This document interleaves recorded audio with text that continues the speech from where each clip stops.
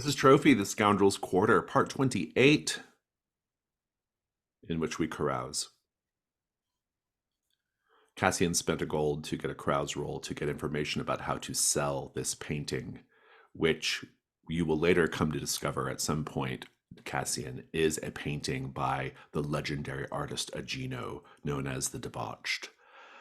Fabulously valuable item. And I need to be reminded, what's the name of the tavern that you chose? Something with a gorgon, I These, think, but yeah, the salty gorgon. the salty Yep, salty gorgon. gorgon. Yeah, I like the salty gorgon. Okay, good. So we're going to start there. Also, Torum, you have a relationship with a shopkeeper in Fort Durin, and that shopkeeper has a secret. Have you given any thought to what their name is and what their secret is? I was thinking it would be somebody I go to have my armor repaired and cleaned and Okay. and, and weapons cleaned. Let me come up with a name real quick. Yeah, I'll be thinking on that. Just at some point, let me know what the secret is so we can kind of get that Hmm. out on the table. The salty gorgon. I gather everybody's going. Oh, yes. Okay, good. This is a set. You have goals in this set. I will clip them and paste them here. There are 3 different potential goals. For the set to be complete, you each just need to do one of them, one of your choice for each of you. They are learn the secret behind a local legend, win a challenge of wits or prowess, discover the secret of the tavern basement. Obviously, your characters don't know about the tavern basement and its secret yet, but as players, we do, right? Set goals operate at a player level. The salty gorgon is famous because it was once the den of the infamous outlaw Seven Arrows.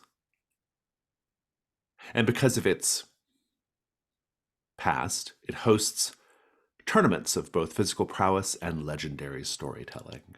Everybody wants to evoke the prowess of Seven Arrows, who was, despite his name, quite good with a sword, and very, very good storyteller. And really, the legend of Seven Arrows has spun out to all kinds of places. The tavern is called the Salty Gorgon because of something connected to Seven Arrows, some bit of history, some bit of local legend. I think you've all heard something different about why the tavern is called the Salty Gorgon and what the connection is to the legendary outlaw Seven Arrows. I'd like to hear each of your theories. Think about it for a moment while I sip my delicious Nespresso. This episode brought to you by Nespresso Company Limited, USA. Not really, but Nespresso, call me. Berwin has heard that it's called the Salty Gorgon because Seven Arrows was a bit of a Lothario, and he had spurned a Naganese noblewoman. Obviously, the Naganese are known for many of their sort of serpentine-esque qualities, which in some circles have given them the name Gorgons. And this one in particular uh, has had it out for him or did have it out for him way back when. But it's sort of in honor of his relationship with her.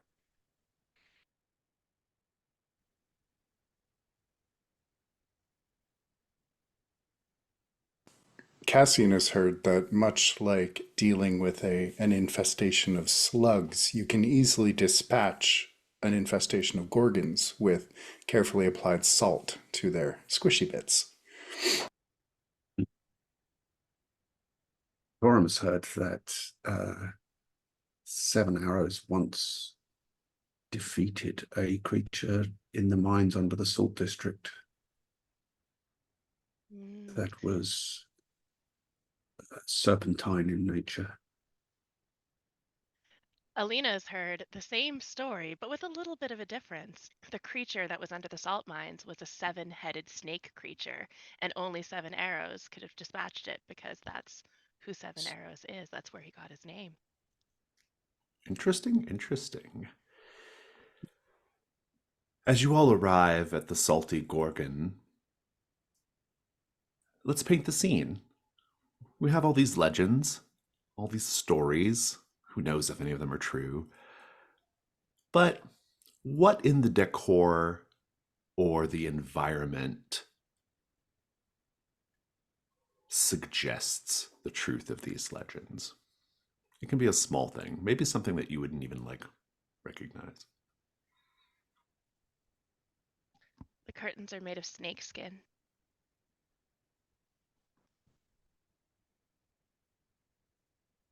The bar itself. Go. I was just going to say that how sometimes there would be sand thrown on the floor to soak up spilled drinks. Here it's like coarse salt from the salt mines.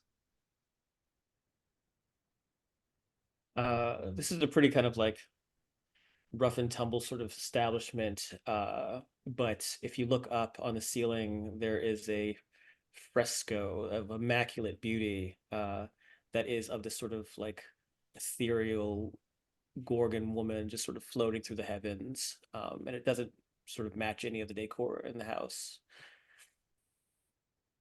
And just in case an enterprising Gorgon thinks it might be clever to enter, the first thing you see when you enter the tavern is a very large mirror.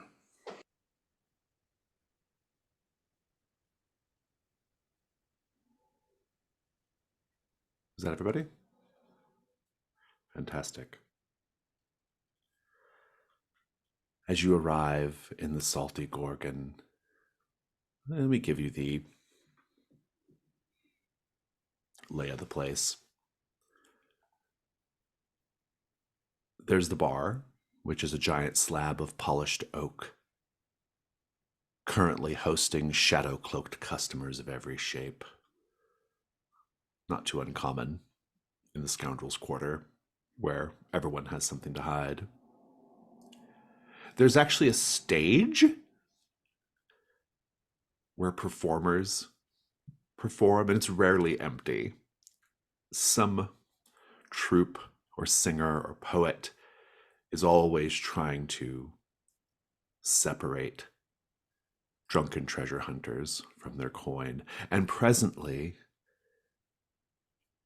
it hosts Voril's Singing Rodents, which is really something. It's a man with a bunch of rats crawling around, and it's a ventriloquist act. The rat like crawls up on his shoulder and he tells jokes in the rat's voice, right? And they do a lot of like working the crowd, like making jokes at the expense of treasure hunters and things like that. Cassian, what aspect of Alina is Vorel and the rodents currently making fun of?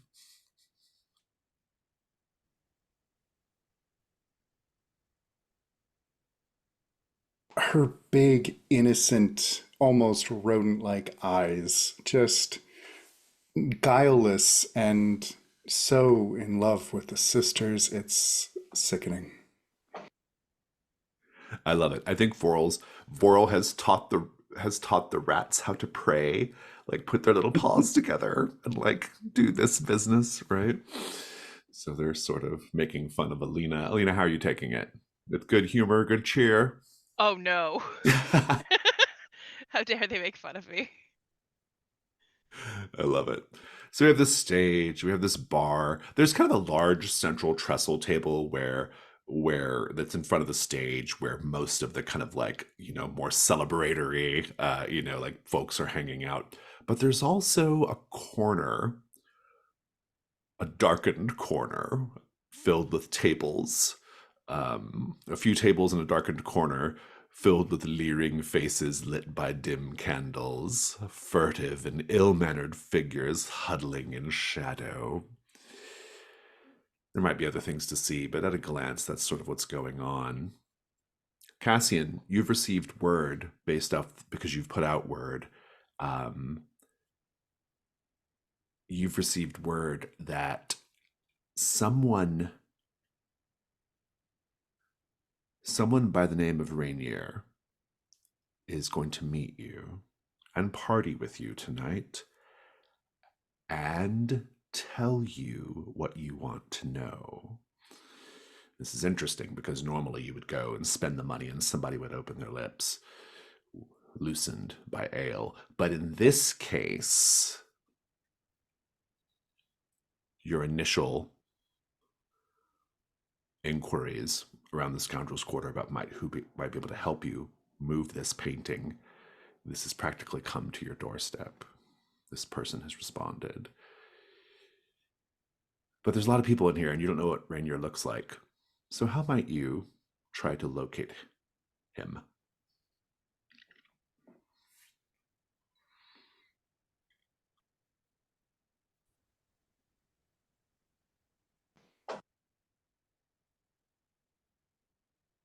I think Cassian is going to become very annoyed at this situation very quickly. And he's going to just, after a moment, go to the bar and order some drinks for his party. And he will refer to payment as remuneration instead of payment, very loudly, hoping that someone will hear. Very good, very good. Make a hunt roll. Does that give me a extra one or? For spending the money, I mean, you're going to find Rainier, but I think that's not really going to be the issue. I'm more interested in the consequences of you kind of talking about it out loud like this, right? If that makes sense. That's a 6. Fantastic. When you look up, you see at the end of the bar a man dressed in a red silk tunic, red hair, and a dazzling smile, staring at you from the end of the bar. He gives a little wiggle of the fingers to say hello. What do you do? Uh, groan inwardly and then kind of make his way over to that side of the bar. Berwin, what are you doing right now? Uh, he is having the best time watching the Rat Band. He is front row center, cup of ale in his hand, just slapping his knee, uh, getting his whole entire life. I love it. Torum, what are you doing? I think Torum's sitting next to Berwin, but is more bemused by the rat band. And he turns to Berwin and says, "Are the rats enchanted?" Who knows? I'm.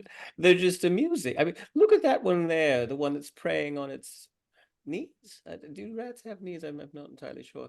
Look at it. He took a little bit of straw and put on its head. It's like a Lena. Oh, A little straw-covered rat doing little prayer motions. I see the resemblance. That is most It's quite amusing. uncanny, isn't it? Alina, tiring of the show, I suppose. What are you doing right now? Oh, I'm sitting right next to Berwin on the other side of Berwin that Torm is on, and I am scowling, arms crossed, scowling. How dare you say that rat looks like me? Can you imagine being this sacrilegious against the sisters on stage and people are cheering this? You find this entertaining? Just put your hands together, just real quick, like this. And she See? does. And he's How just. dare you? I think I'm Wow. just gonna stomp off dramatically. I love it. Could you give me another blackberry ale? We love blackberries, don't we? It's good. This gentleman at the end of the bar, he says, You are Cassian, I gather? Indeed. And you? I am Rainier, the red-handed. Yes. I have been led to believe that you have in your possession a painting perilously plundered and worth an incredible sum of money. Rumor has it that it may even be an original work of the debauched painter Agino of legend. Is this true? It may be. Well, if it is true, you and I are going to be very, very good friends indeed. I'm assuming you are not the sort to buy a frame and hang it up somewhere in your no doubt palatial abode here in the Scoundrel's Quarter, and that you would, I'm not. in fact, like to sell it. I would. And I assume you're the sort of person who understands the difficulty in moving something so valuable. Yes. I'm under no illusions that this is a risk. Oh, the only danger is not getting all the money that you're owed. And that's where I can help you. I can put you in contact with buyers who will practically scratch each other's eyes out in order to win the bid. And your commission?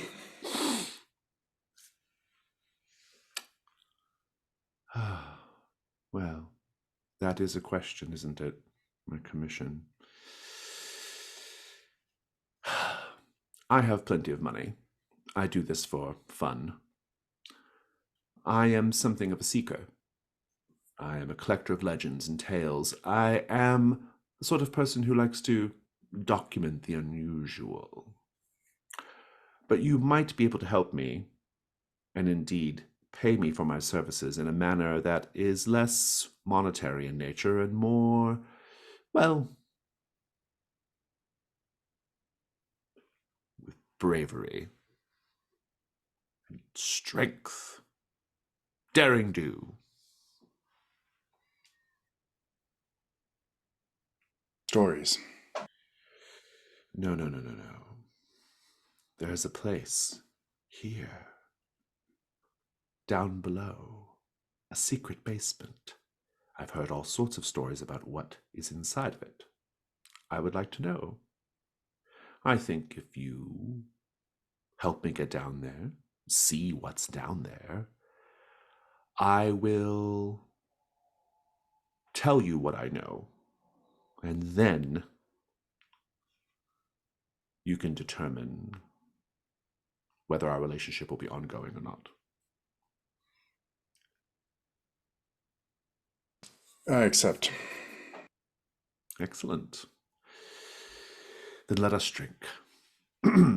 And at this point on the stage, you are all being regaled with a dull monologue about the various types of mud by an individual called Boris the Goat Man. It's really a sad thing as he goes on and on about mud types and the virtue of mud. And he's crafting some sort of weird metaphor: mud, earth, water, life, people. Bring back the rats. Exactly. It's really bad. He's getting booed off stage at a certain point. Later comes a pair who call themselves the Gossamer Twins. They're aerial silk dancers. It's not that impressive, though, because while there is a nice vaulted ceiling here in the Salty Gorgon, it's not that high. But eventually, a bard, Column the Chronicler, takes the stage. And Column sings a rousing reenactment of the Duke's Finest Trousers, a song which demands audience participation. And the song, the verse, basically, every verse is about the adventures of this Duke and all the places, all the great, wonderful, exciting places his finest trousers took him to. And the way it kind of goes is he sings a little bit of verse, points at an audience member, and the audience member has to cheer out where the Duke ended up, right? And so this is going on. Eventually, Torum, Column points at you. Do tell us about where the Duke ended up in your verse. Orm immediately calls back, Countess Shima's Forbidden Festival. Ooh. And then Column, showing his exceptional talent as a minstrel, effortlessly weaves that into the next verse.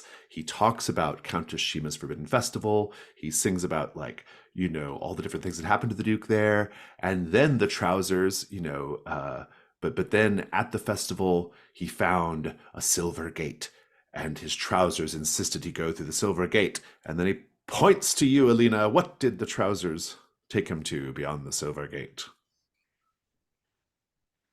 The graveside of a rat conductor. Good. A roar of laughter comes up from the audience as Column effortlessly weaves this into the verse. And at a certain point, the Duke is digging up the grave of Voril, the rat ventriloquist. And what does he find when his trousers force him to jump down into the hole, Berwin? Berwin looks at Alina and says, a naughty picture of the saints in sexual congress.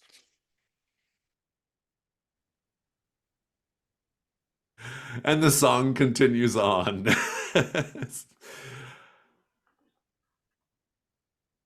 Rainier says, "Are those your friends up there?" No. Ah, very well. He leans forward and he calls to the bartender. "Barkeep, I've heard stories about this place. I hear there's a secret basement, a basement beyond the root storage. Is there any truth to that?" And the barkeep is kind of like hemming and hawing, you know. And Rainier makes a show of sliding forward a couple of silver pieces. And the barkeep takes them and says, "Yeah, I might know something about that." Rainier says, "Well, my friend and I would love to come down and take a look." Slides another silver piece over. The barkeep nods. He says, "You just finish this next round, and I'll figure out a way to give you a tour." What are you doing in the meantime, Cassian, while this is all going on? I think uh, when the bartender assents to allowing some sort of access down there, he's going to kind of turn toward Torum and nod and try and get his attention a little bit. Yeah, Torum. Orm tear himself away from the bar, which he's thoroughly enjoying, and sidle over to Cassian, shouldering his way through the crowd packed by the bar. Cassian will turn to Rainier and say, "This is my associate." Ah, so you do have fellows here. Associates. Associates. Very well. What a big fellow you are. I quite like your horns.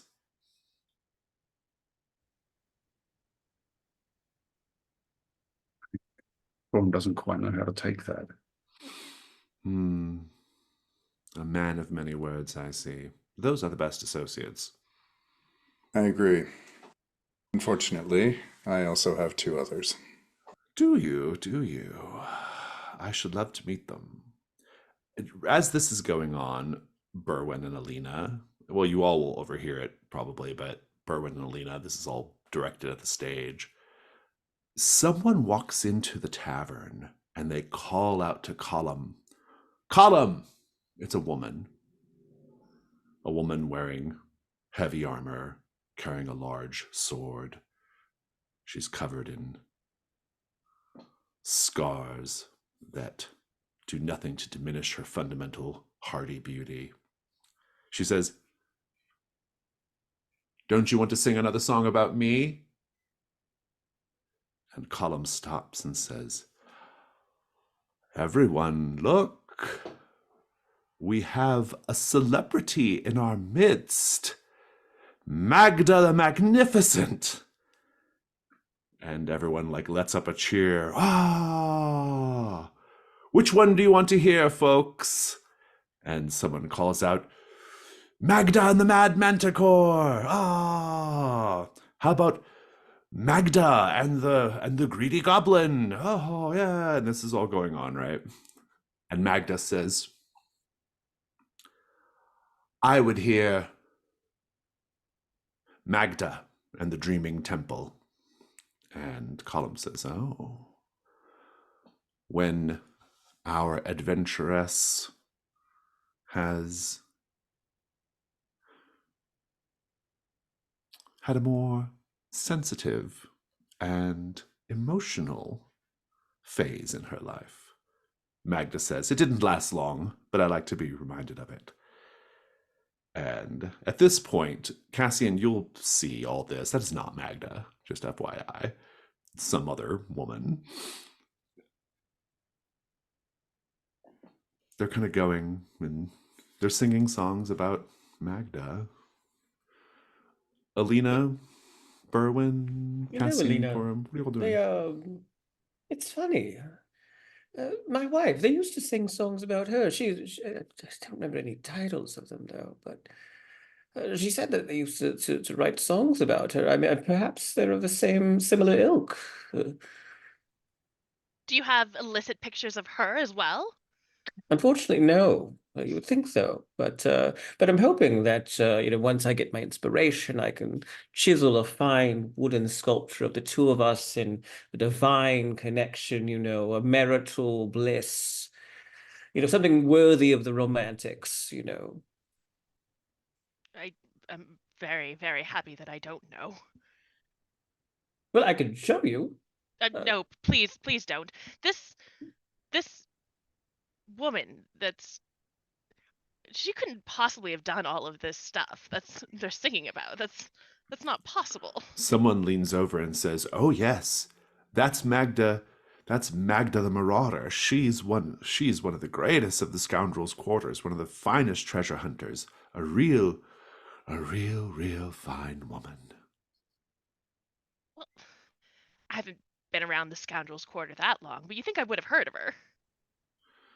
And someone else says, "How would you have heard of her when you spend all your time on your knees in the temple?" Oh,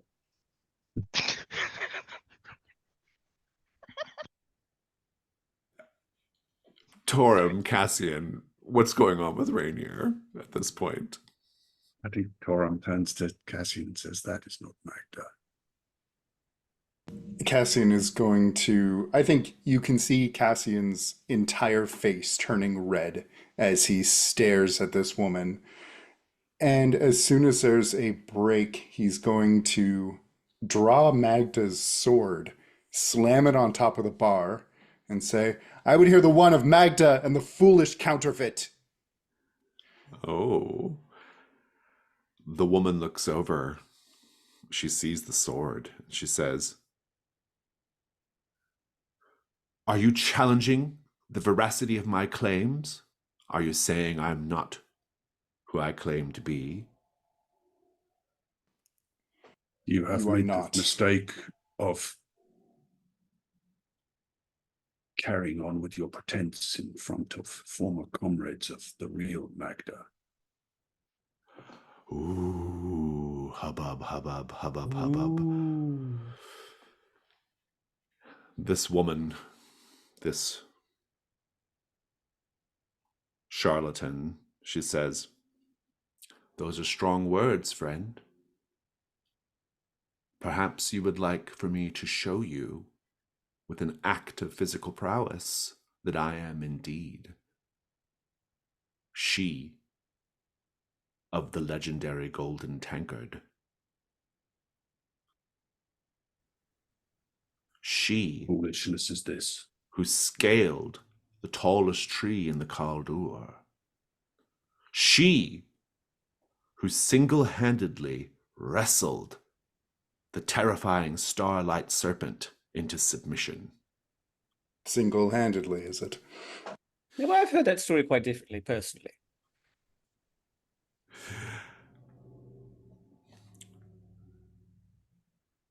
I will show you. Let's make it interesting. If you best me in an act of arm wrestling, or any contest of your choosing, then I will not only cast off the name of Magda,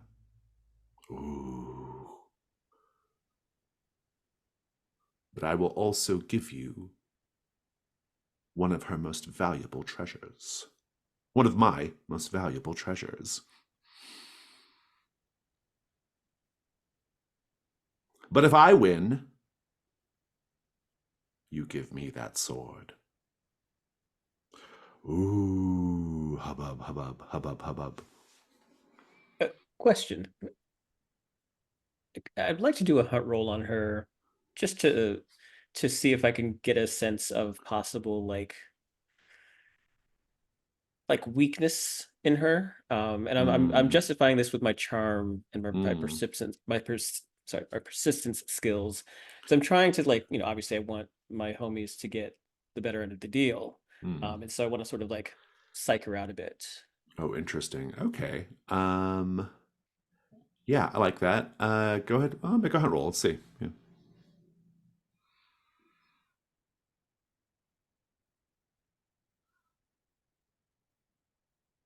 5.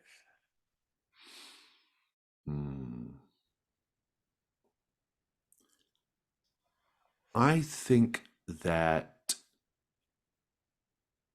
you will see that she has a tattoo on her right arm. A tattoo that is like a scoreboard of her sexual conquests. And they are many. Many, many hash marks of those who have been conquered between the mighty thews of Magda the Magnificent.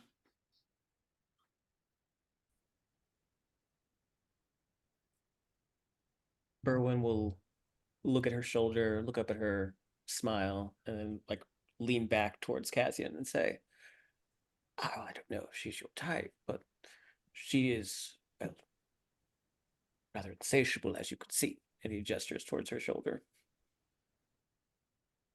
He's just going to turn to Berwin. And? I'm just trying to get you a more comfortable deal, She said a feat of prowess, a physical prowess. I mean, it doesn't mean violence. I mean, it can be a little violent if you like, but I won't judge. Cassian's just going to grip the sword and turn to her and say, "You're on." Very well. How shall we do this? A bit of wrestling, perhaps? We can clear the tables.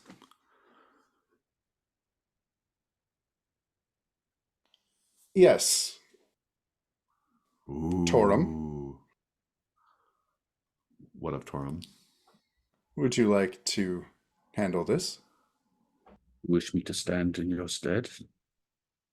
And I think he kind of eyes the foe Magda up and down. I You would knew be glad Magda. to. I would be glad to take your part in this, Cassie. And there's a whole there's a lot of cheering. Ah, they're moving the tables, aside. Rainier's enjoying this, you know, grinning in the corner, downing his cordial. Alina, Berwin, what are you two doing in the meanwhile while these two are I'm fighting for just Magda's honor? confused.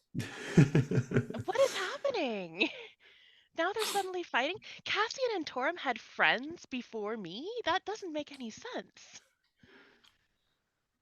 Berwin has been enjoying a cheese plate this entire time, and some of the rats from the band have also been enjoying it as well, and he's been sort of feeding them along with himself. There's one point where he like picks up like an Amberetian Emmentaler and like takes a bite out of it, but one of the rats climbs on his hand and starts nibbling on it at the same time. Disgusting. I love it. I love it. Let's take a 5-minute break. The rules of the match are fairly straightforward, Torum. It's wrestling slash fisticuffs, kind of an MMA sort of thing, really. And the winner, or I should say the loser, is whoever begs for mercy or is knocked unconscious. Goran gives a little chuckle and, I don't know, reaches up and takes off his helmet, and in the dim light of the tavern, it's at that point that fake Magda sees that the horns are not part of the helmet, they're actually part of his head. Oh, interesting. Well, that's what I was going to ask. How might you use other Magda's, not Magda's, thirst against her? Yeah, I think Torum, he has a ringmail shirt and gauntlets and everything, so I think we just get a moment of him taking off all this armor, because that wouldn't be fair in wrestling. And yeah, I think it's at that point that you kind of see just how big Yeah. the muscle bound and her suit Mm-hmm. Love Torum it. is. Because of that, I'll give you an extra light die in addition to all the others you would have gotten in your roll. Let's talk about what could go wrong here. It's going to be a risk roll. In addition to like losing, what else could go wrong for Torum? He could fall in love. Oh, Yeah, I was gonna that would say. that would be an interesting outcome, wouldn't it? Yeah, I was gonna say Lady Peril watches and sees that he is not as Faithful.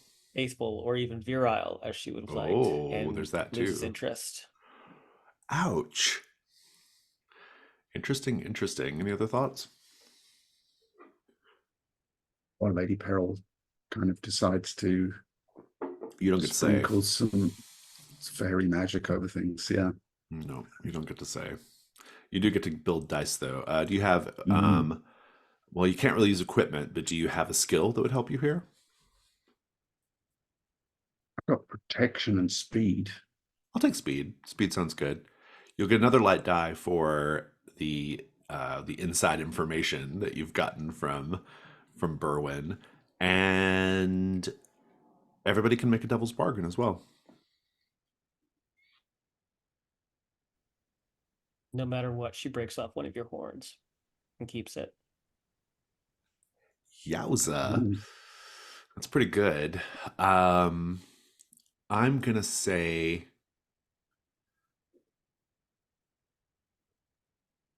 I'm gonna go with kind of a weird like meta thing, which is no matter what, if we ever lose Torum, you come back as this character.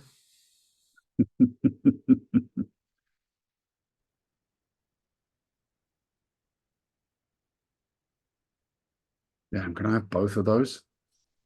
You may not. Who else wants to? Who else wants to make an offer? I can't beat you come back as fake Magda. That's so good. Same. What do you think? I'm going to go for the broken horn, but I trust you to do the fake Magda thing anyway. I mean, I can't stop you regardless. So if you were going to do that, okay, I love it. So you have got 3 light dice. I do think it's also a dark die because she's a pretty rough tumbler. So it's going to be risk with 3 light and 1 dark. 6 light. 6 light, fantastic. Um, I'd like for everybody to narrate this. Everyone just to narrate a little piece of the fight. But Torum, you get the takedown moment, however you want that to be. Go ahead and kick it off, Amanda. Trying not to look at the nasty rats that are sharing his meal, Alina leans over to Berwin and says, "I'm not really understanding what's happening here. They're fighting this person they say is not who she says she is, but they've never spoken about this Magda to me. What do you know? What's happening?" I can't say that I know the name either, but why is she removing her? Why is she removing her armor? And why is she greasing up her biceps? I've never seen a bar fight before. Is this standard? I truthfully have only seen it between very drunken men, but both of them seem relatively sober. So very curious to see how this plays out. We're I basically love just the just peanut gallery. I love Cassian just standing there beside them, just like slowly turning as they just keep nattering. I love it. Well, Torum, give us the fight. What does it look like? What's happening? Yeah, I think there's a great deal of kind of grappling, and this fake Magda throws Torum really quite artfully, and he crashes down and smashes, a table shatters underneath him and people scatter, and there's a kind of one of those steel tankards goes flying with ale everywhere, and Torum, she jumps on him in a moment, and she has him pinned by like one arm and one horn, and he throws her off, but in the process the horn actually snaps and leaving a jagged stump, and Torum kind of gives a grunt of pain because evidently there was some kind of nerve tissue in there that meant that actually hurt. And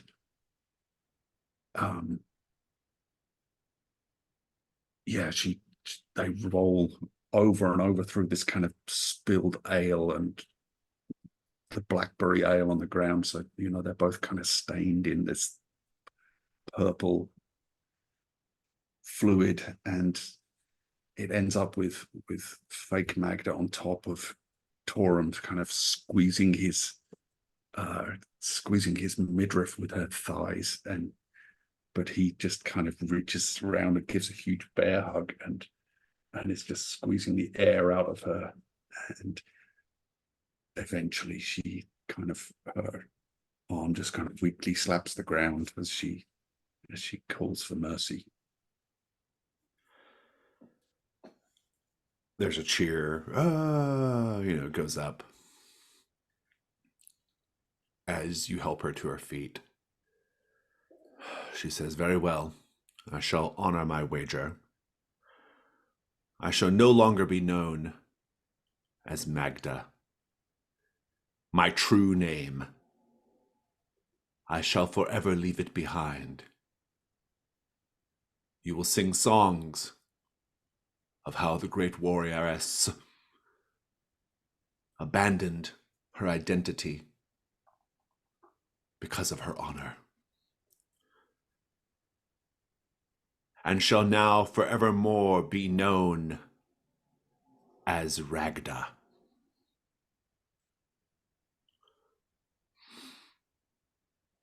And Ragda also gives you her greatest treasure, which is her prowess, physical or otherwise. And you are both entitled to it, Cassian and Torum. Cassian, she will teach you because you are the winner of the wager. Torum, she will teach you because she just really wants to teach you. Big But Torum waves his arm for more blackberry ale and hands one to her and kind of clinks pewter tankards with her as they. Indeed. Uh, she can teach you any of the following skills. You get to pick one each, presumably one you don't have, and you get this skill free of charge. There's no increase in burdens or anything. And so it is either defense, athletics, or performance. Interpret that however you want.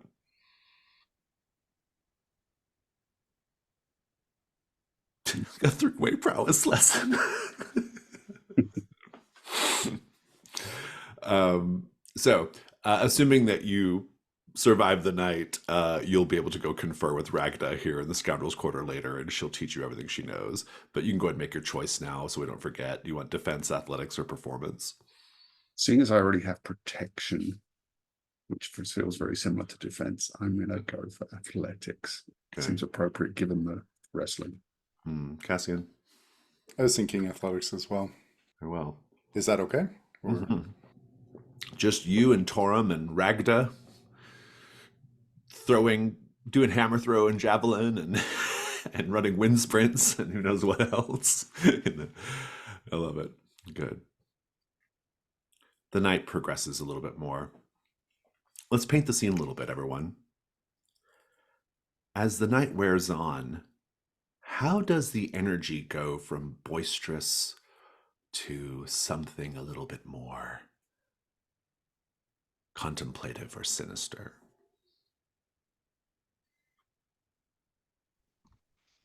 The patrons stop drinking lager and ales and start getting in on the whiskeys and harder liquors. You see a guy in a back corner sitting at the table sobbing into his drink over a broken heart. You can see two men in a quiet argument. It's starting to heat up. It's just a little too much liquor and no fun fights to watch, so people are kind of getting into their feelings. Dark liquor. Oh. I think here it's a matter of lighting. Because we're in the middle of the Kaldur, it's there's always this sort of like the darkness here feels even more potent, even more black here, even despite the fact that the fort has lighting. So I think that all the fires in here seem to dim in a way that would feel unnatural elsewhere, but because we're here, it makes sense. But everything sort of has cast this longer shadow, and everything feels a little bit more contrasty. And I think there's the next act on the stage is a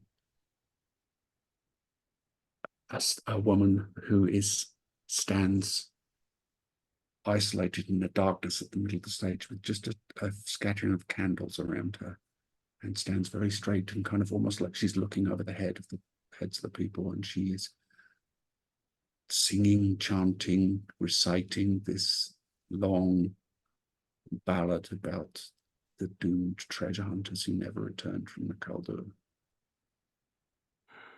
Wow. Know your audience. I think out front, actually, there is a procession going in honor of a group of treasure hunters that have not returned. And so everyone gets a little quiet, a little in their feelings, thinking about how that could be any of us, really. The place is emptied out quite a bit as well. In fact, that dark corner with all those hooded, secretive figures, that's cleared out completely. Now it's just empty tables. And the rat guy is still there, passed out on a table. The rats are also passed out by him. kind of all around.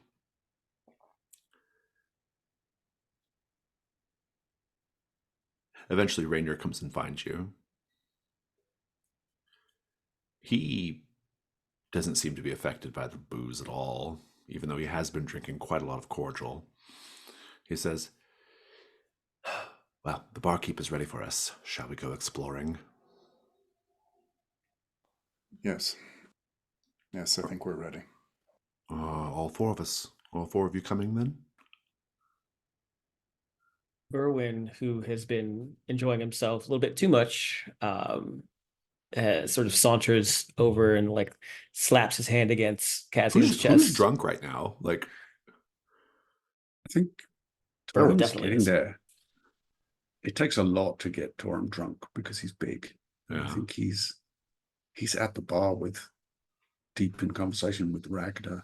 Mm-hmm. I have a skill in spirits, so I'm okay. Berwin sounds like you're almost a little bit to the wind here. Well, I'm a tiny guy. Yeah, you're a small guy, small little guy. He's kind of like presses his hand into Cassian's chest and says, "What's all this then?" We're going to explore the basement. What's in the basement? That's what we're going to find out. Do you understand how exploration works, Berwin? Most of the time, yes, I do.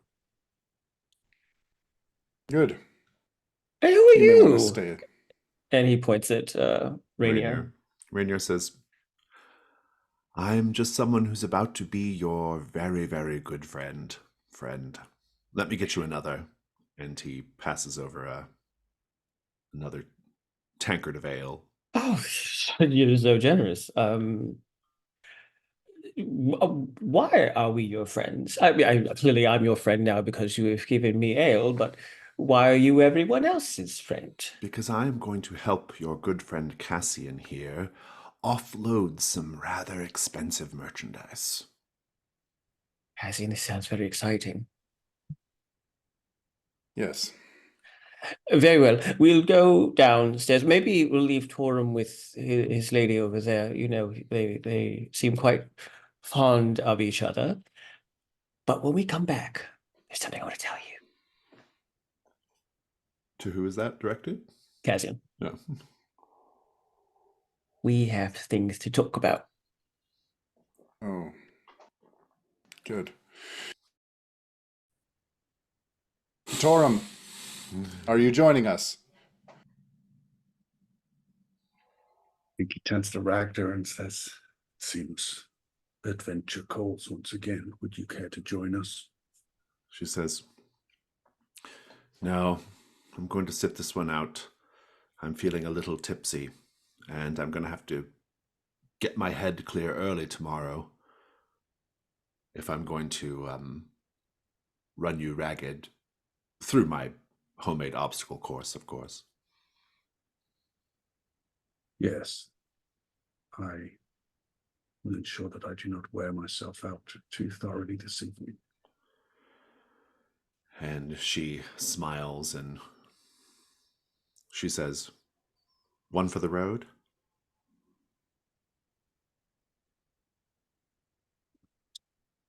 Say that, I can hear you. Why not? She puts up her arm for another arm wrestling match. And that's what you'll have, your little arm wrestling match, and then we'll move on. The barkeep shuffles the four of you and Rainier to the back, takes you down to the root cellar, goes around a corner in the root cellar to what appears to be a little, it's almost a ladder, but it's actually just a very, very steep staircase that goes down into a further basement. And he says, "I've never been down here myself. The owner says it's strictly off limits. I could get in a lot of trouble for this." Then it's a good thing you never saw us. Right, right. Now, where did that cheese go? And he like wanders off as if he's not there with you. And Rainier says, "Oh, isn't this exciting? I do love uncovering a mystery." Yes, well, Hopefully that horrid rat person is gone when we get back. I cannot believe he said what he said. And you, Berwin, laughing as if it was entertaining, laughing as if it was funny. And I think Alina's just still beaking off about that. That's really her It, focus. it They was did look an quite awful lot like amusing. you, Elena. I mean, you can't deny it. And Berwin still has some cheese in his hand and just sort of been nibbling on it the whole time. When you get down to the basement, you see a very unusual thing. It's not finished. It's just like a cave, basically. Kind of a small little subterranean chamber. And in the center of it, there is a wide, round pit. The pit seems to swallow up your lantern light. As the lantern light approaches the edge of the pit, it actually dims. Rainier says, "Fascinating. If this is what I think it is, I believe that the innkeeper has to bring down sacrifices to this pit and occasionally feed it so that it does not grow. I imagine that is hell on the resale value on a place like this. I wonder if it likes cheese. And I'll toss the hunk of cheese into it. The cheese goes down the pit. Rainier Surely says, things okay. normally grow when they are fed, not when they are not. Rainier says, well, this is very fascinating. Here's what I know, friend, to you, Cassian. I know that in a month there is going to be a party hosted by a certain Duke Vermeer. Duke Vermeer is hosting a party to show off his own Agino. But I happen to know that his is a fake. But all of the people there will be primed to see the real thing. And when you show up with your painting and display it for them, they will know that they've been had, that they've been duped. And they will all do everything in their power to take that painting off your hands. I have a feeling the bidding will get outrageous. That sounds promising, yes. Good, good. And you can get us into this party? Well, I intend to get myself in this party. You're not going to try and push him off into this thing, are you? Because that would be very gauche. Well, thank you for ruining my dramatic heel turn.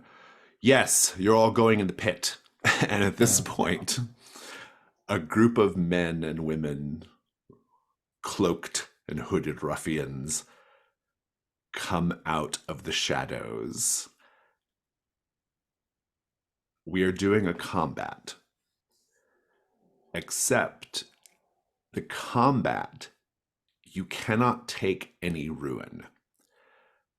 The danger is if you ever take 2 hits, you go in the pit. So as long as you don't suffer more than 1 hit in a round, you're good. If you ever take 2, you're going in the pit. What happens in the pit? We'll see. Oh, Lord. If you're drunk, and you can't block the hits with armor. If you're drunk, you got to roll 2 weak points. So let's see who's going in the pit. Who's going in the fun hole. Let's do it. Let's get some weak points on the table. You can tell me how you're vulnerable if you wish, but I think it's pretty obvious for you, Berwin, unless you want to extrapolate on that. No, it's dark. I'm drunk, and my weak points are 5 and 2. 5 and 2. Toram, what's your weak point? How are you vulnerable? Can we use rituals at this point to I don't think you have time. I think this is just a quick. Okay. They're just wrestling. They're just like pushing and grabbing and trying to throw you in. So my weak point is 5. So 5 is a bad number. Need a second one. No, you're not drunk enough. No, that's Okay. why I was being sneaky when I asked you all that question earlier. Alina, what's your weak point? Mine is 4, and I'm particularly vulnerable because I'm a lot smaller than the other people. I'm actually even probably a little smaller than Berwin, or we're about the same size. Easy to push small people into pits rather Hmm. than, big bull people. I love it. I love it. Um, and Mine is Cassian, 4. 4. Fantastic. Now, here's the way this goes. They are an endurance. They're an endurance 10 collectively. You can fight to kill them all you want, but they're just going to try to throw you in the pit.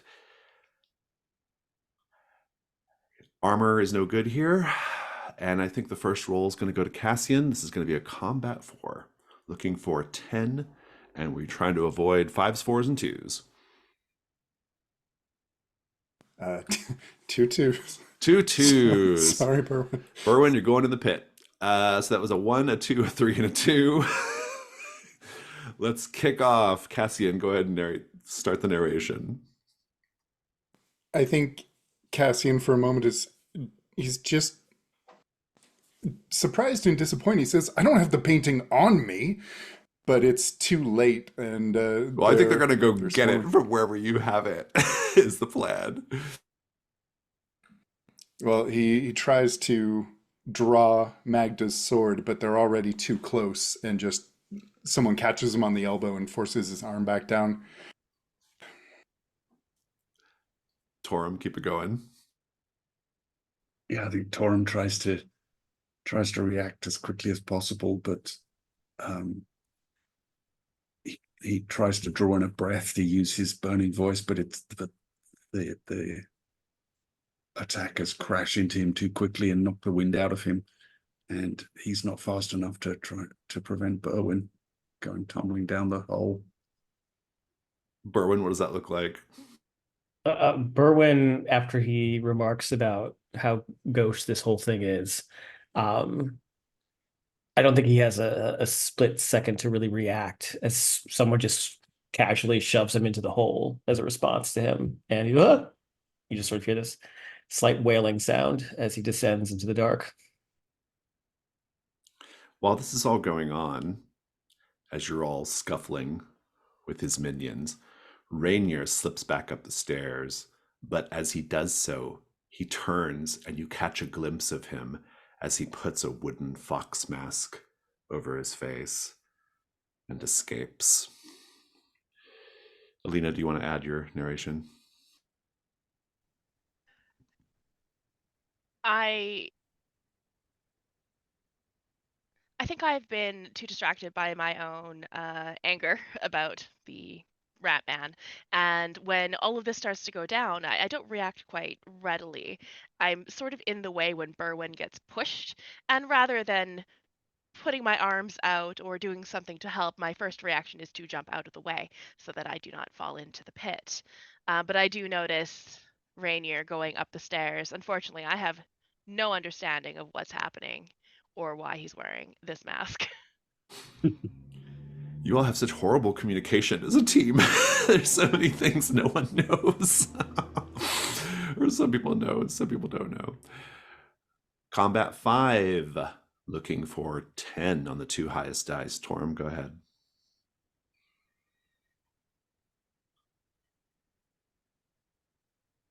Four, That is a 2 and 3 ones. 4, 2, 3 ones. Did anybody have a 1 for a weak point?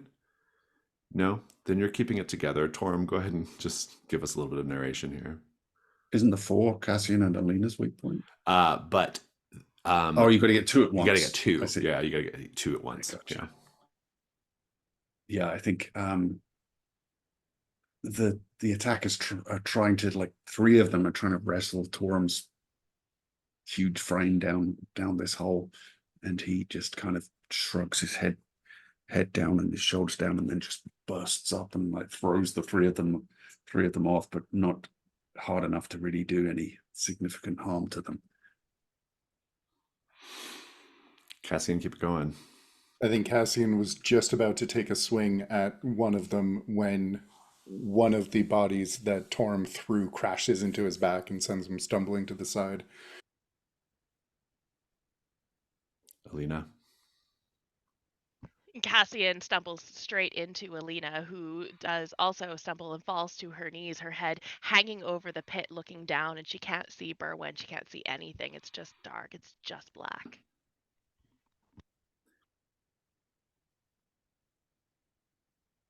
You're muted.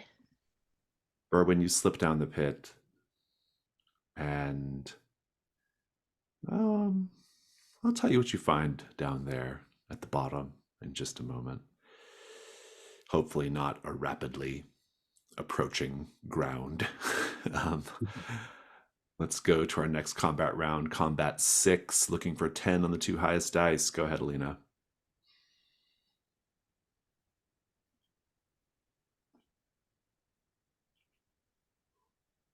Oh God.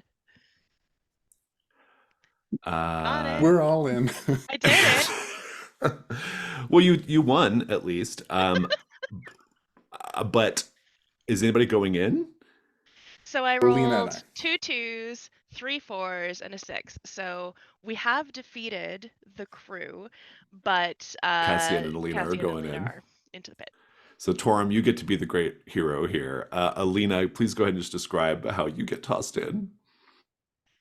I think lying with my head over this dark oubliette of nothingness, I do manage to swing around onto my back as some of these people come towards me to try and just shove me bodily into the pit, and I manage to kick them out of the way. They stumble, they trip, they fall into the pit themselves, and I turn around to look up at my fellows to see how they're doing, and that's when one of the people falling into the pit pulls me down with him. Same thing for you, Berwyn, or Cassian, rather. Yeah, I think Cassian sees Alina start to fall and just reaches out trying to grab at Alina, but he's off balance and he just ends up going down too. Torum Torum, you grabs win. the You defeat them. What does it look like? yeah, he grabs the last two of the attackers that after the one that fell down alongside Alina, and he just kind of grabs them by the scruff of the necks and smashes their heads together in good action movie style, and then throws both of them down the pit after Cassian. And then he stands on the rim and calls down, Cassian, Alina. You get a gold roll here. Go ahead and roll gold 10, Torum.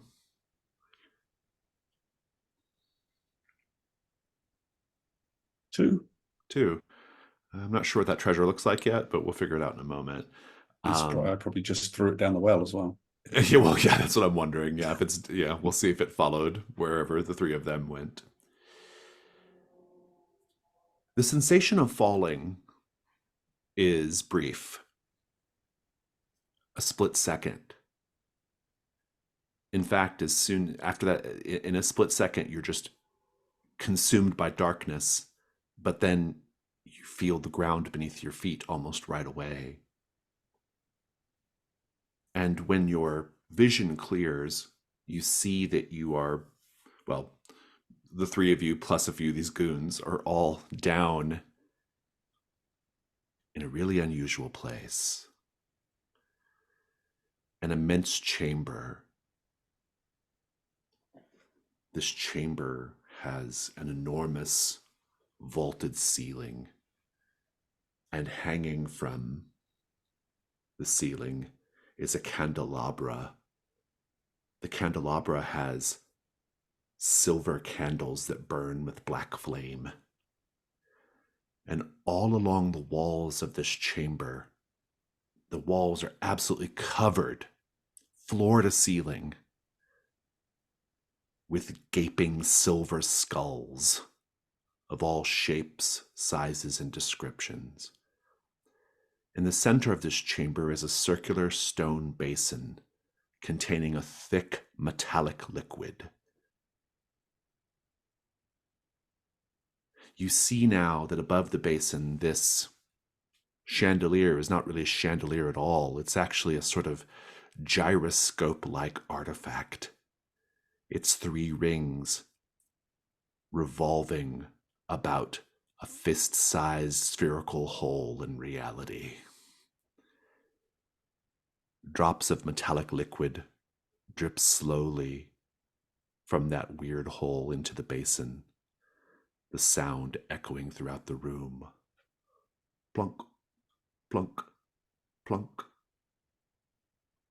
One of the people, let's say there's like 3 guys down there with you. He's like, "Where are we? What's going on? What have we done?"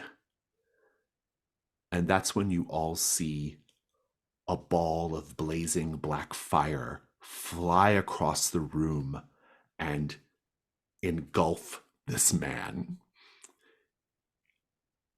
He lets out a scream, and when the fire dissipates almost as quickly as it consumed him, and he has a look of shock on his face. And he says, my insides feel funny. I don't know what's going on. And then he just vomits out a slurry of his liquefied organs and sprays them all over the black floor, and then collapses. And before his body even hits the ground, half of his skin just sloughs off of the skeleton, and he just cracks down. Let's take a 5-minute break. Torum, I think the treasure that you find is basically just something, like just stuff that came loose, like tumbled out of pockets or off belts in the middle of the scuffle. One is just a coin purse, which does have a fair amount of silver in it, worth 1 gold. And the other is a jewel-encrusted scabbard with a dagger in it, dagger scabbard, worth 1 gold. The rest of you are staring down a tall, very tall, like 9 feet tall, a tall metallic skeleton adorned with a crackling crown of black fire, silver glyphs embroidered along the hem of its high-collared black robe. The sight of the thing is terrible. It actually hurts to look at it. This incredibly tall skeleton, its crown of black flame. It unleashes another fireball, comes flying, engulfs another one of the thugs. When that one clears, the thug screams, "Ah!" And you can see, almost like in stop motion animation or something, all of his hair falls out, his eyebrows fall out, his beard falls out, his fingernails fall out, his teeth fall out, his skin sloughs off, his muscles deteriorate, leaving just a skeleton and a spatter of organs that crashes down to the ground. What do you all do? I don't think I'm drunk anymore. That'll clear you right up. I so in this corridor, there's no like alcoves or anything that we can sort of tuck away in. It's You're just just like in the center of this big round chamber, yeah, with high walls filled with silver skulls, chrome skulls. sounds really pretty. But I am going to sort of scramble away a little bit. And because I'm seeing all these skulls, I would like, I don't know if this is, I obviously it's a risk, but I don't know if this would be kind of like as a hunt roll or something, but I would like to try and use my channel ritual to try and conjure a spirit that's familiar with this place that could help me sort of like navigate what this is. I like this. If you want to do it as a risk roll, I will let you have it as a risk roll. Um, and if you succeed, the spirits can show you how to escape. Do it then. But in order for you to pull off that risk roll, the others have to protect you from this thing, which means one of them at least, is taking an extra weak point in a combat with this thing. and you've got to survive 3 combat rounds. But if you survive 3 combat rounds and Berwin succeeds at the risk roll, I will let you escape. Yep, let's do it. Fuck it, Very let's well. ball. It's an I'll take endurance the 11. 2.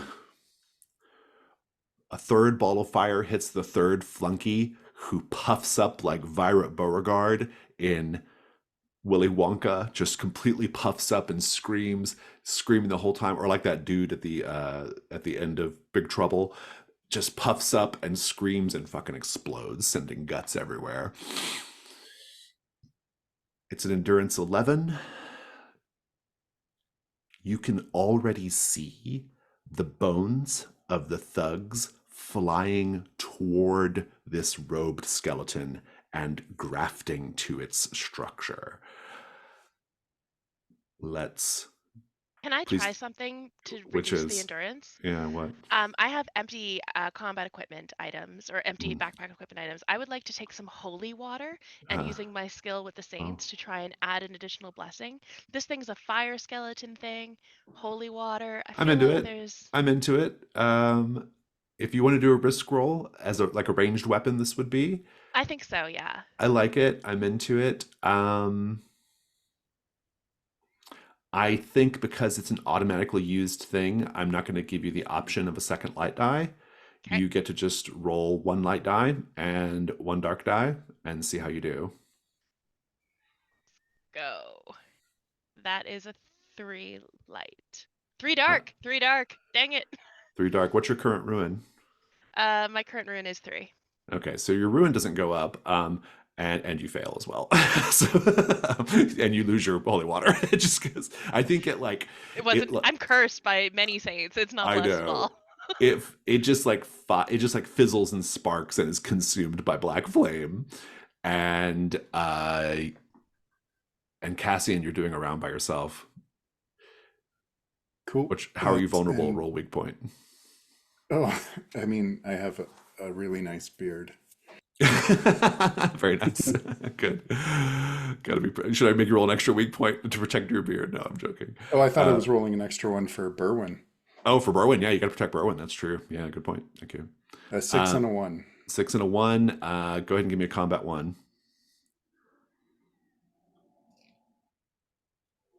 A 3. A 3. What does the first round look like?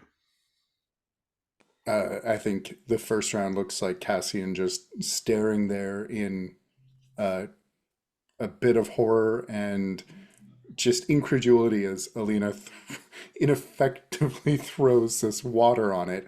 And he'll just turn to her like, "What are you doing?" And then he's going to get his sword out and start moving toward it. Mm. Let's do the second combat round. This time, Alina, tell me how you're vulnerable and roll your weak point if you're fighting. Well, the only real thing that I believed in that would help would be throwing holy water at this thing, and that's not helping. So now I have to physically fight this 9 Indeed. foot tall flaming skeleton. I love it. What's your weak point? My weak point is 4. Okay. Alina, go ahead and roll combat 3. That's a 6, a 2, and a 1. That's 2 hits on you, Cassian. Would you like to mark armor to avoid said hits? I will do that, yeah. I think we see the black flame flying toward Cassian, and he just almost as soon as it touches his cloak, he's flung it off himself and rolled to the side. Alina, give me the next bit of the combat. Lena, I take out my curved knife, and I kind of stand. Immediately, I jump up and I run towards, and I kind of stand right in front of Cassian, like I'm going to protect him. But then I see this fireball almost hit him and catch his cloak on fire, and then I go and stand behind Cassian instead. Knife out. At this point, enough of the bones of the other victims have grafted to this sort of black fire undead lich thing The rib cage has wrapped around it, almost like a little around its chest, almost like a suit of armor. And the other bones are kind of making like bone gauntlets and stuff. So it's toughening it up. It is now an endurance 12. You've got to do this third round, and then we'll check in with Berwin. It's going to be a combat 4. Go ahead, Cassian. That's an 11, but a 1 and a 6. A 1 and a 6, another hit. I assume you're marking armor. And a 4. Sorry. Oh, and a 4. So, Alina, you're getting hit as well. Give us the next bit of the combat, Cassian. I think he swings the sword at its leg to no effect. And as he looks up at it, there's another just gout of black flame. But I think when it hits him, it is reflected by the snakeskin armor that is now out in the open without his cloak. And he looks down at it and kind of tilts his head like, oh, okay. Could have been worse. Alina? It immediately shoots another one of those black fireballs at the direction of Cassian and Alina. And Alina, not on purpose, but does manage to get in the way of Cassian. And as she sees this fireball coming towards her, she wraps herself over with her cloak. And the cloak catches fire, but she remembers having seen Cassian do this just like minutes ago, moments ago, rips the cloak off and throws it off to the corner so that it can burn on its own and not burn her. So she is learning. Berwin, what have you been doing this whole time in this chamber filled with chrome skulls? Uh, Doing his best not to Ralph. He is looking around, noticing that there's just nothing but darkness that extends beyond each end of the corridors, and not seeing a real way. He starts to very quickly go through his head about what he could possibly do to help, and he knows that he can talk to spirits, and given all the skulls here, there are presumably many spirits here who could possibly help. And he knows that he needs to be sure of this, like this has to work, and he only has one shot for it to work, and he knows the most powerful magic is obviously blood magic. And so he starts to scrounge up some of the bits from the goons, and he starts to create this sort of like this power circle around him made of guts and viscera, and he starts to dab up some of the blood on his fingertips and starts to sort of transcribe some of the ritual marks onto his face with the blood. And he's very uncomfortable doing this because he doesn't like doing blood magic. It's very gross, very messy. Um, but he starts to intone the channel ritual, and I don't know if we're doing devil's bargains and all that. We are. We're doing a risk roll. Okay. You get a light die for using the guts because that's using the environment. And I will put the scoundrel's quarter in danger, but I'll also let Rob make a devil's bargain.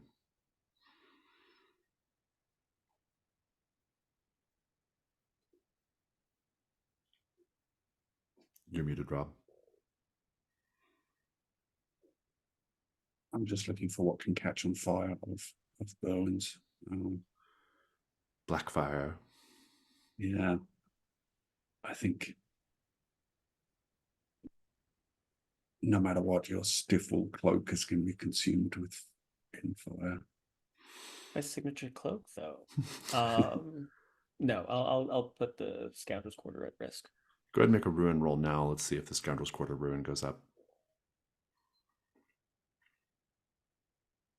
2. It does not.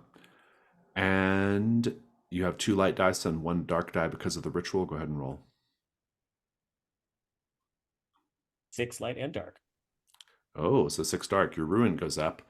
I'm going to give you, I think you get hit by a little bit of the black fire, and I'm going to give you a black fire scar on your arm as a Is it okay? condition. Because I thought maybe a way to kind of justify the ruin was that because he doesn't like doing blood magic because it's so Oh, powerful, maybe there's like a something lingering from that. oh, I kind of like that too. Yeah, that's pretty good. Hmm. Yeah, I'm into that. I'd like to put a condition on it. I don't know what that would be yet, but it's fun. Full success though. You will escape. The spirits will show you two ways. You get to choose. They'll show you the way back to wherever you came from, but they'll also show you a way just out of this chamber to another part of wherever this is. Which do you choose? Oh, he is not here for this place at all right now. He wants to go back up to see the rats. So yeah, he will be taking the chill exit out here. There is one particular skull on the wall that is filled with, it's almost like it itself is like um a an extra dimensional space. It's filled with the inky black void similar to the pit, and if you smash that chrome skull on the ground, it will take you back. Do you do that? Yes. Very well, then narrate the escape. His eyes aren't the usual white when he casts his channel spell, but instead they're this obsidian black that matches the flame and the sort of extra dimensional magic that's happening here. And he looks back at the others who are fighting for their lives, and his eyes start to weep this sort of black ichor as well. He could tell that whatever magic here is just way too powerful for him. And some of that black flame sort of cascades over him, and think that he has the black fire scars, but they're not physical scars, they're like spiritual scars. There's something about them that clings to his soul. But he takes the skull out from in front of him by the eye sockets and just smashes it on the ground. And Torum, you turn around and you see your companions just outside the lip of the pit, which is still there, by the way. If somebody wants to note this on the story threads or on the map or wherever, there is in the Salty Gorgon a pit that leads to the chamber of the necromancer, but it's spelled like necromancer. Necromancer.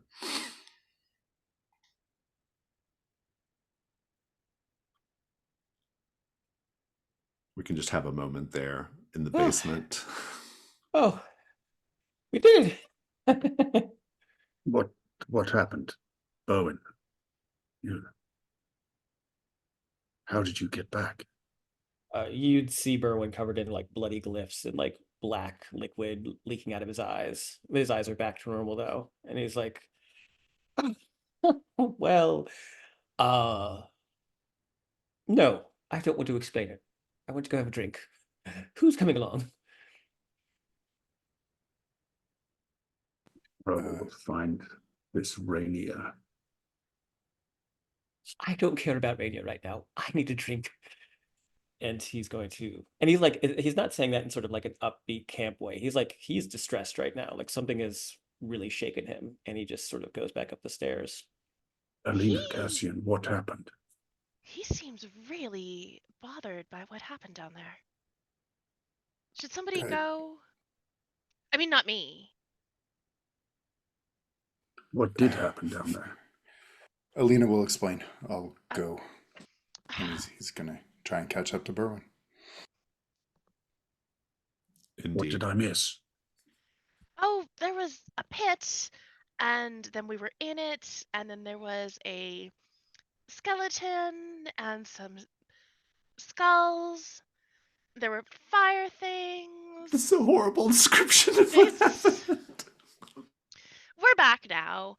There was the strange pool of metallic liquid that I was kind of hoping to get a little look at. Necrome is what that's called. I'm going to call it Necrome. It seems like a cool name. But yeah, I think maybe we should be a little more prepared when we go down there again. There was a fight. It would have been useful if we had you with your, and I think she just sort of gestures to his bigness. But you intend to go back. Well, obviously there's something down there that this thing is protecting. What? Tell me more of this thing. Perhaps we should join the others and we can discuss it. That feels like a good place to end. Cassian, you did get what you came for. You know that there's going to be a showing by a Lord Vermeer who has a fake Agino. You may need to go make sure that your own Agino is secure and that Rainier has not managed to get his hands on it. And that will wrap up our session for today. Let's go to Stars and Wishes. We're not doing Hearthfire quite yet. Whoever wants to go first, take it away. Yeah, I'll Trying to take go. some. Okay. Oh, sorry. Rob, you go ahead, please. Mine's going to be quick. I was trying to take some notes, and I've got written down. Jack's laugh early on was a star, and I loved the whole fake Magda thing, and I really enjoyed getting Torum involved in that whole contest. That was a fun scene, and I'm kind of hoping that Ragda becomes a recurring character. And the other thing that really stood out to me was like the whole pit thing in general, but particularly the gross description of that liquefying man just before the last break we had was particularly choice. Yeah, I have very, very similar stars. I have because I have a head cold. I was kind of thinking about I was kind of thinking about bailing on this session, but I'm really, really glad I didn't. This was so much fun. I would have hated to miss this. Fake Magda, the second she came on screen, I was already so happy. I'm like, oh my god, this guy has hired a fake Magda, and they're singing all of her songs and even more songs. Magda lives, and that just warms my heart. And I really want the part of a wish, I guess. I want to see how that's going to um word. That's how it's going to expand into more plot lines with the whole relationship now with Ragda and Torum, where they're sort of comrades, but kind of like something else. Don't worry about it. And then with Cassian, and then with Berwin, of course, because Berwin is married to Magda. But nobody knows this because we have terrible communication, which is awesome. I loved all the moments that you did, Jason, with the bard and the stage performances and really pulling in all of the moments really, really well. It was entertaining, but it didn't feel. I mean, it felt silly, but not silly as in it took us out of the game. It felt appropriate for the moment, and it gave us a little bit of really fun character interactions that is just nice to have in Trophy. Especially with these weird characters we got going right now. Rob, you did this one thing when you were fighting with. I mean, there's a lot of great moments with Torum leaning. Actually, back up.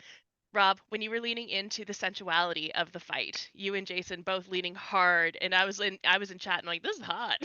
Uh, big stars, love that. That was a lot of fun. Both of you, that was great. But when you smashed those two guys' heads together, like I was waiting for that. For some reason, I was just waiting for that to happen because it felt like such a Tora moment, and it was perfect. I really, really liked that. Cassian getting Torum to, or Cassian getting Cassian to get Torum to fight for him was excellent. That makes perfect sense. I was like, Cassian's not going to fight this woman. That doesn't make any sense. So I really loved that, and the entirety of Berwin, just Berwin, just fantastic. Love everything. That laugh broke me. I did like an actual snort laugh on recording. So everyone enjoy that. Thank you. um, yeah, no, this is a super fun session, and I'm like I don't know how much might have been pulled from Loom and just might have been pulled from your own imagination, but it's always nice to have these sort of in between sessions because I think that This actually especially came when from a thing that Gabriel wrote that's going into Patreon at some point. oh So, yeah. yeah well, even better but yeah I think it just sort of because I think there's maybe like a subset of people who play trophy but don't necessarily know if they can embrace campaign play. And I think that this is totally evidence that you can, and that there are ways to thread everything in. And I think this series just sort of speaks to that. stuff that hasn't been mentioned. I loved Rob for the paint the scene at the end of the night with the dirge singer, the woman just sort of singing lamentations about dead treasure hunters. Felt very kind of like appropriate for Fort Durin because like the world of trophy is never too camp. It's never too happy. It was just, it was just felt kind of like this is what they would listen to at night and, sob into their cups with. Um, Kazian, I loved your interactions with um, who I assume is now Bright Teeth, or at least an agent of Bright Teeth. But I loved the whole like no, they're just associates, and him keeping his distance, and like based off of what we found out about him last session with the whole like not quite sabotage, but the not not quite helpfulness of his information with the Scarecrow, is kind of like really painting me a very different picture of who he is, and I like it from a player perspective. Berwyn's not going to be very happy about it, but he's not very happy right now anyway. And sort of as a wish, I want to continue to sort of explore that because I think that he saw some shit, and it's like altered states or whatever, where it's like he saw like the other side in this place, and so it's just sort of a wish for me is to sort of continue down that a little bit, explore that. Um, and then Alina for being such a fantastic sport about the rat homage that was happening throughout.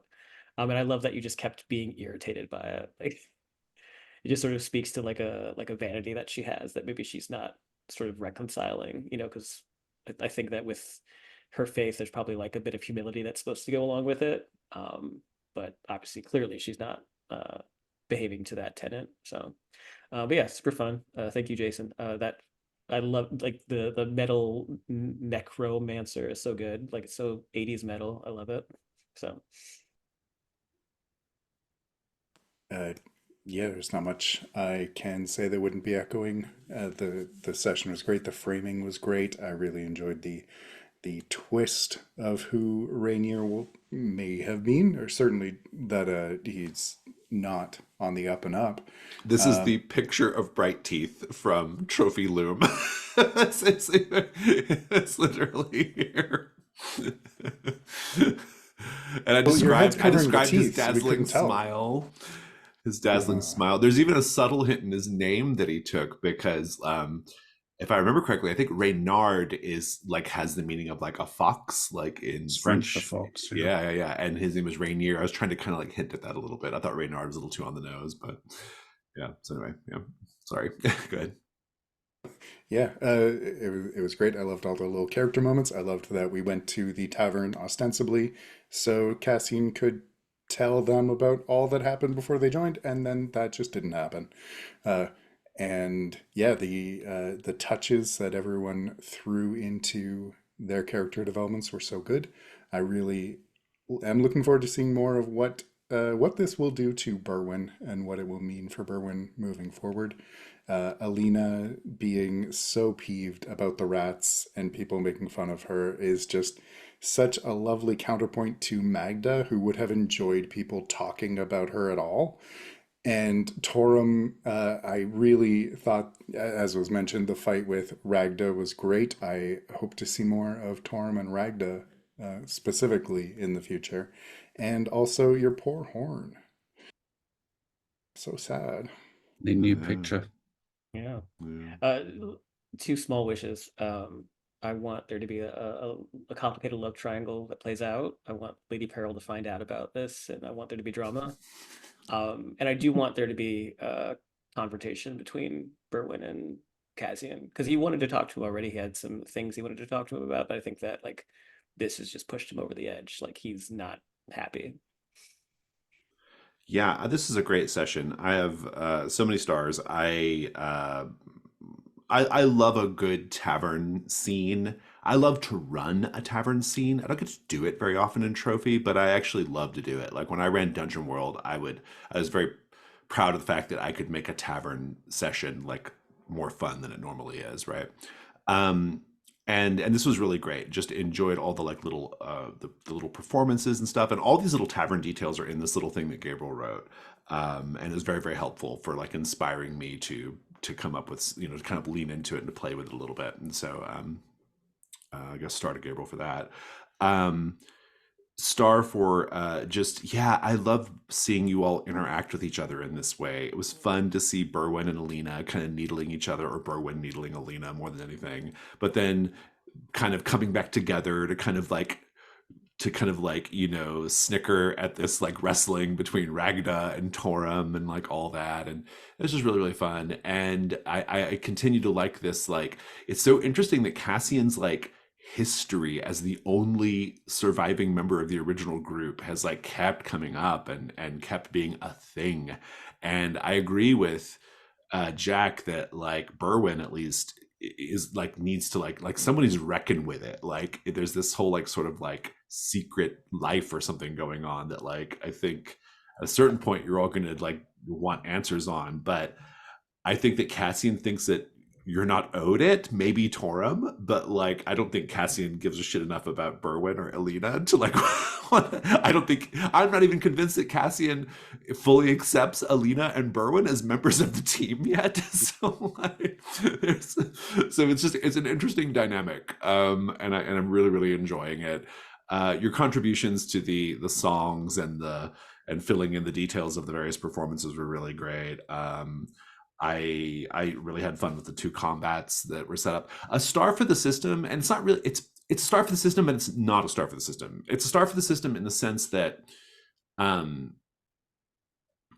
what I like about Trophy is that because the core conflict resolution and roles, like the combat role and the risk roll and stuff, because they are so simple and so adaptable, you can kind of make up like little like purpose made variations on the rules, right? So like varying up the combat role, like I kind of came up with this like new way of doing that combat with the thugs, to where what's at stake wasn't you all getting hurt, it was you getting tossed into the hole, right? And that's not in the book anywhere, but like as long as the keeper, or as the GM rather, as long as I kind of, you know, just give it a little bit of thought and otherwise like treat the rules in a really consistent way, you can kind of adapt it and play with it a little bit. And so that was really really fun. And also like adapting on the fly to Jack's idea to do that ritual to like save you all. So like I was kind of presented with this issue of like, well,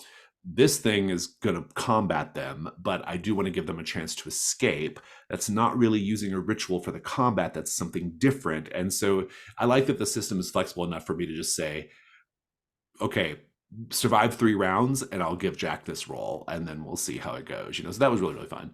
I love the flexibility of Trophy. It almost feels a little FKR, but like FKR with rules in a way. And so that was fun. And yeah, I just had a great time. For a wish, I think I am ready to get back to a proper incursion. We've gone a couple sessions of like sort of these in between things, and they've been fun. But I think it's time to get you all back down in the shit. So not that the necrom, the chamber of the necromancer wasn't the shit, but yeah. Anyway, so it's fun. That's another wish too. I'm curious if you'll ever follow up on that, right? Or find it again. Maybe you find it in some other way. I don't know. So.